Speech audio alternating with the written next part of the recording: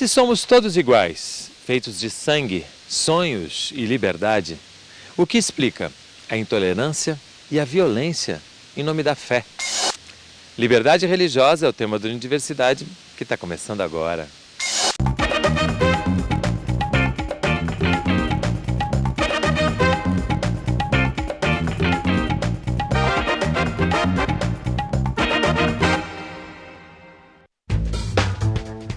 Hoje, no Jardim Botânico, Rio de Janeiro.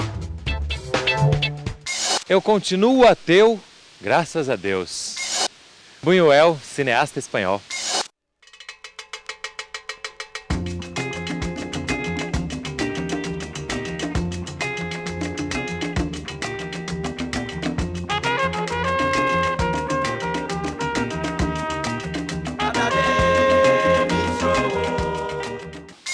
Para começar a falar sobre liberdade religiosa, vamos experimentar um primeiro conceito que é fé. O que é fé para você, Graça?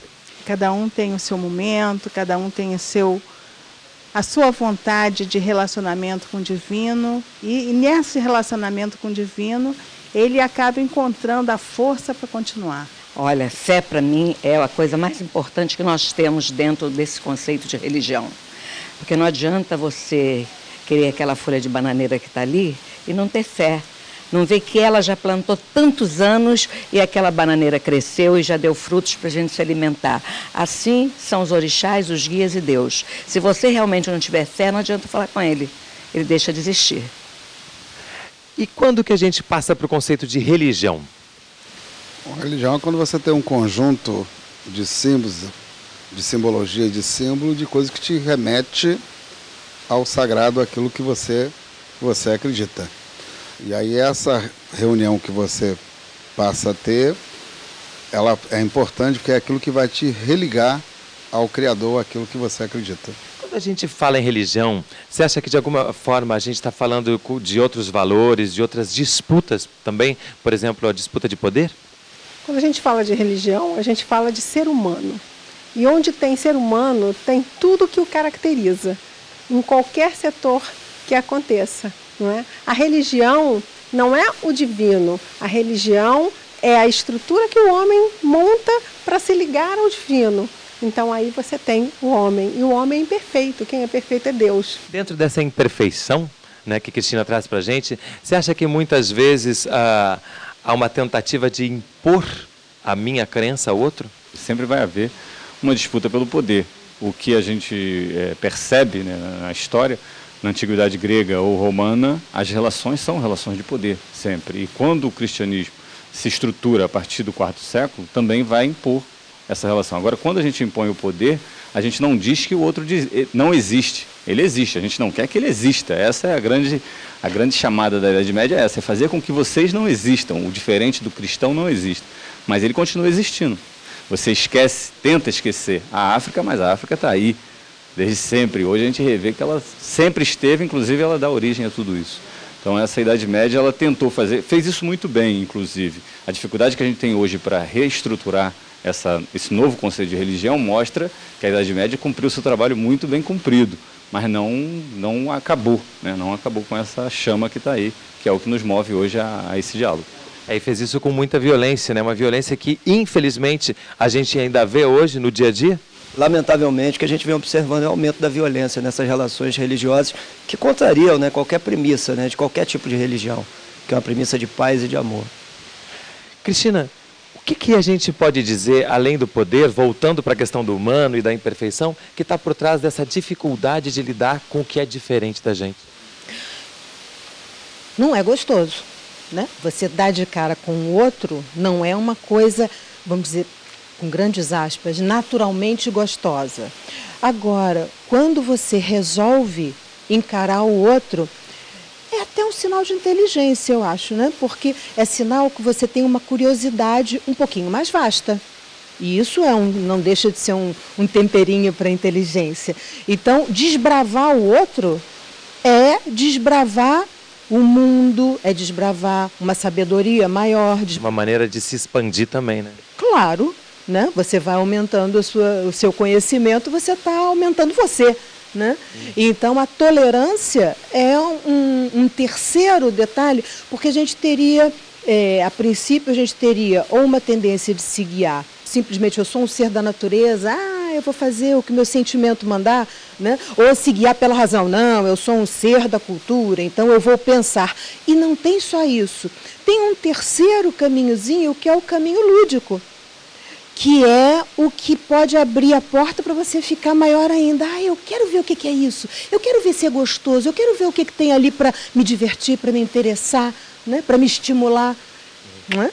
Mas isso também pode ser assustador, né? Porque as pessoas reagem muito quando as pessoas dizem, eu não tenho religião. Você sente isso? É verdade. Na verdade, o não ter religião significa que ele tem uma visão mais ampla da vida também, né? E significa que ele está em busca de valores, porque se você compara as religiões, você vai verificar que o fundamento é o mesmo. Então, se você faz uma análise histórica ao longo do tempo, e até se hoje a gente pega um calendário das atividades religiosas, o que acontece? Você, na verdade, você compara que é tudo em cima da base lunar. Então, todas as festas, você vai ver que é uma coincidência, o que mostra, né, que existe diferenças, sim, mas são diferenças de dialeto, são diferenças, na verdade, de como as pessoas estão, naquele momento, necessitando ou não de uma religião, de uma tradição. Diferenças muito mais, às vezes, até de rituais do que propriamente de objetivos. Né? É verdade, principalmente rituais e linguagens, né? Há muitas formas de linguagem. E falando disso, né, falando de rituais, qual que você acha que é a importância da religião ter um ritual? É boa e é importante. É preciso ter um ritual. Porque no ritual você não só passa a tal fé que nós estamos falando agora, como passa também a certeza de que programamos aquele ritual. E aquele programar já é um acerto que vem através da fé. Porque ninguém dança samba tocando rock. Então tem que ter uma organização, uma programação e tem que ser bem feita. Porque essa parte de fé, ela está muito inserida dentro da nossa cabeça. Isso é uma parte assim psicológica, porque tem que ter. Agora, tem que ter para mim, para você, mas para outro não tem que ter. Ele acha que a fé tem que ser do jeito que ele quiser. E nós aceitamos e ajudamos a chegar no lugar certo. Okay. Então, no próximo bloco, intolerância e liberdade religiosa. Não sai daí, a gente volta já.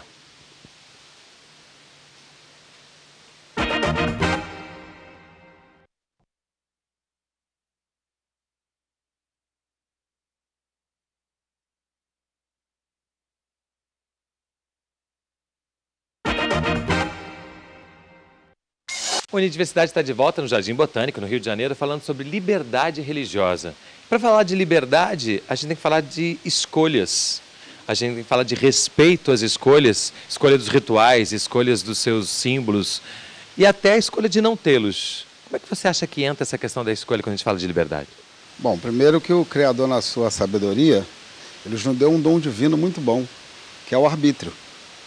De você até duvidar e não acreditar nele. Mas a sua existência em si já é uma existência divina. Então ele nos deu isso. Tanto que as pessoas têm o direito até de não seguir religião. Ou seguir a religião da forma que bem entender que o leve ao Criador. E até de não ter. Mas o fato de uma pessoa não ter religião, ele não pode ser demonizado por ninguém que tenha, achando que ele seria uma obra do demônio, que isso não existe. Porque na verdade a sua existência já é uma existência divina. E o que eu acho mais bonito na religião, inclusive das matrizes africanas, é um pouco isso, né? Quer dizer, ou seja, você tem um arbítrio de consultar o oráculo e de seguir a palavra que ele determina. Mas também você pode não querer seguir. Só que as consequências dos seus atos, você é puramente responsável por eles. A pessoa pode se dizer ateu, ou ter ritual, ou não ter ritual. Tem uns que fazem ritual ou não fazem ritual, mas não amam a Deus porque não amam o próximo. Então não adianta eu chegar, aquela coisa de levantar as mãos para o céu, seja tentando manifestar algum tipo de religiosidade, se o coração se apresenta vazio na hora da ação. O brasileiro tem uma aparente tolerância, mas muitas ações de intolerância por trás? Não. Quem é realmente religioso é religioso. Entendeu? A intolerância vem de outros lados porque não aceitam a mesma proposta. A questão da tolerância, na verdade, eu nem chamo tolerância, o que tem que ter é respeito, porque tolerância eu te tolero, mas não te suporto, né?